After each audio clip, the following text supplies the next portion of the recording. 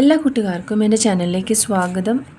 ഇന്നത്തെ മെസ്സേജ് എന്താണെന്ന് നോക്കാം. യൂണിവേഴ്സിന് നിങ്ങളോട് എന്ത് മെസ്സേജാണ്, എന്ത് കാര്യത്തിലാണ് ഒരു മെസ്സേജ് തരാനായിട്ട് ആഗ്രഹിക്കുന്നത് എന്ന് നമുക്ക് നോക്കാം. ഡിഫറെൻറ്റ് ഡെക്സാണ് ഉപയോഗിക്കുന്നത്. അപ്പോൾ നമുക്ക് ആ ഒരു എനർജി മനസ്സിലാക്കാനായിട്ട്, ഡിഫറെൻറ്റ് വൈബ്സ് അല്ലെങ്കിൽ എനർജീസ് മനസ്സിലാക്കാൻ വേണ്ടിയിട്ട് ഡിഫറെൻറ്റ് ഡെക്സ് യൂസ് ചെയ്തുകൊണ്ടാണ് ഇന്നത്തെ റീഡിംഗ് നമ്മൾ ചെയ്യുന്നത്. ഫസ്റ്റത്തെ മെസ്സേജ് നമുക്ക് എന്താണെന്ന് നോക്കാം.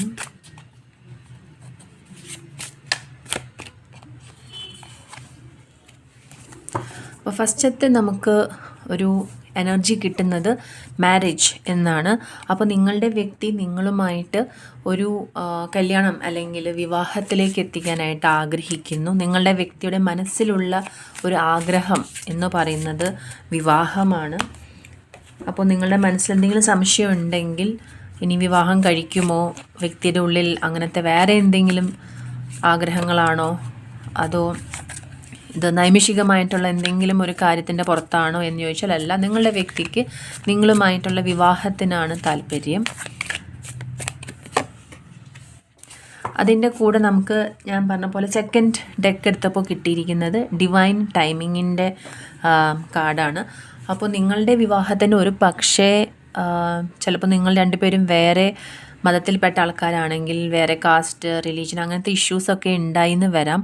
അപ്പോൾ എല്ലാത്തിനും ഒരു ഡിവൈൻ ടൈമിംഗ് ഉണ്ട്.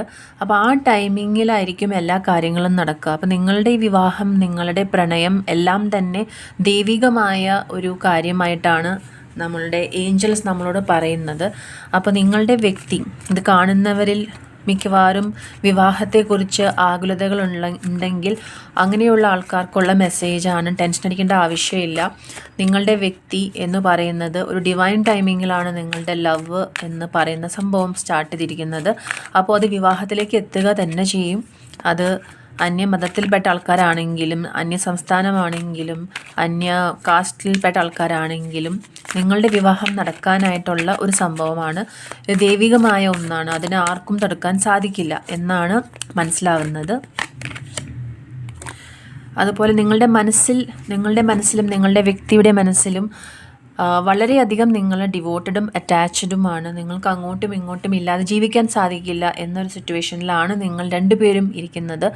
അപ്പോൾ ഇന്ന് കിട്ടിയ 3 കാർഡ് വ്യത്യസ്തമായ ഡെക്കുകളിൽ നിന്ന് എടുത്തതാണെങ്കിലും എല്ലാം റിലേറ്റഡ് ആയിട്ടാണ് കിട്ടിയിരിക്കുന്നത്. വിച്ച് മീൻസ് നിങ്ങളുടെ വിവാഹം എന്തായാലും നടക്കും.